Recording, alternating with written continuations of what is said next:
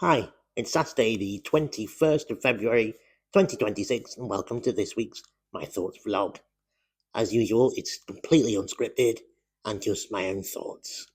So I wanted to talk this week about descendant health research because it's an area of our campaign that is of particular interest to me and the part that I really like to campaign about because I think it's really important. So what do I mean? Why do we need it? Well, existing research into descendant health is almost non-existent, and certainly in the UK it is.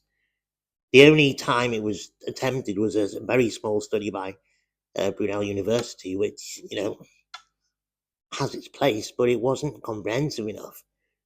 The reason I say that is because, first of all, you needed a, a family, so you needed the veteran to be alive, you needed the wife, and you needed the children, and that automatically eliminates most of our cohort because so many of the veterans are sadly no longer with us. Certainly, it eliminates me as a participant in that kind of study.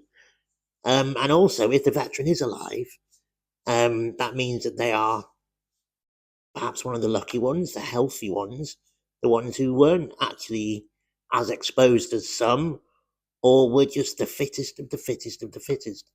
Therefore, their descendants are, you can argue, less likely to have health issues than the average nuclear test veteran descendant. Also, if the veteran had had any type of cancer treatment, he was also eliminated from um, being a participant.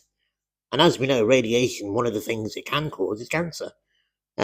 So to eliminate all those who have had cancer is again taking away one of the biggest potential effects of the exposure to the veteran, and therefore you're introducing so many variables into the equation, or reasons to take people out of the study, that all you're left with is a very unrepresentative sample, and that's not good science at all. And the amount of descendants and families it left was really small, and as we know, there's thousands of descendants. So this is why I think we need a new one, because surely everyone should be included. And the fact that your father, your grandfather, the test veteran is no longer with us should not preclude you, because you're still here, you're still a descendant, and you've got health problems. And I think the actual real reason, the most compelling reason for doing it is, as a cohort of people, the descendants display more than average health conditions, and it's a case that we have not just one, we have many health conditions. Um, and I would think, compared to the rest of the population, as a group, we are more unhealthy, as in, not lifestyle wise, but as in we have conditions. And there has to be a reason for that. And I would argue that that alone is reason for doing it, because we need to understand exactly what the radiation exposure of our veteran fathers, grandfathers meant for us, and also what it means for the future. Because the damage that I may have in my genes, I am going to pass down. And arguably, I have passed down to my son. And I have another son who is being born in March. So that is naturally a concern of mine. But it's a case that if I go to the doctors tomorrow and say my dad was a nuclear test veteran, they would kind of just go, and and that's the reaction we've had all our lives as a community. Very, very little interest or knowledge within the NHS as to this type of this cause of illness, and that alone is worrying because, as you know, and as I've said, this damage goes down the genes, and so arguably there's not going to be the amount of people that are unwell because of the nuclear tests is not going to diminish as we lose veterans.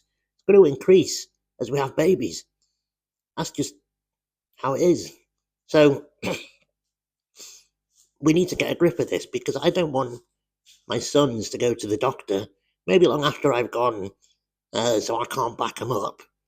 And if they say, "Oh, I'm presenting with this," my grandfather was a nuclear test veteran, I want them to be able to say, "Oh, okay, let's have a look at the research. This is what we do. These are the tests we can do. These are potential treatments. This is your prognosis." Because at the moment, that's non-existent. It's not taught to doctors. It's not a fact sheet that doctors can get. It's not that there isn't even any research, and that brings me right back to my point. There isn't any research. So how can we possibly start to treat people with radiogenic illnesses when we have no idea what they are, no idea what causes them, and no idea as to the scope and the breadth and the amount of people affected? Isn't that worrying? Because you would have thought, as a community, we deserve better. We deserve those answers, don't we? So yeah, that is kind of in a nutshell why I believe we need it, and it's why it's one of the asks that we're making in our campaign, and it's why I think, especially because I've got two boys, it's why I particularly want to push this. And I've got nephews as well, so they're going to have kids. They're teenagers now. They're going to have kids, I presume. So it's their future. It's the next generation. It's too late for me, but there's still a chance for them. So yeah, there we go.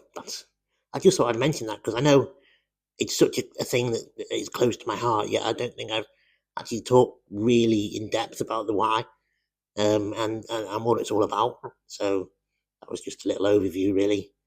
And I suppose next thing is just a bit of a good luck message to the British Winter Olympic team, the men's curling team, because they're actually going for gold tonight, 6 o'clock, our time. They're playing the Canadians in a game, and if they win, we get the gold. And I don't know why, but I just love watching the curling. Really enjoy the Winter Olympics, perhaps more so than the Summer Olympics. No idea, because I like the sun, not the cold. So there we go. But yeah, there we go. That's it for this week, I think. So yeah, tune in, watch the men's curling, and let's wish them well. But even if they don't get gold, they still get silver, guaranteed. So I shall leave it at that, I think. And as usual, any questions, just fire them into the comments, and I'll answer them next time. Weather's looking up a little bit. It's nice and sunny here in North Wales. So yeah, hopefully the summer is coming. Anyway, I shall see you next week. Thank you for tuning in. Take care. Bye now.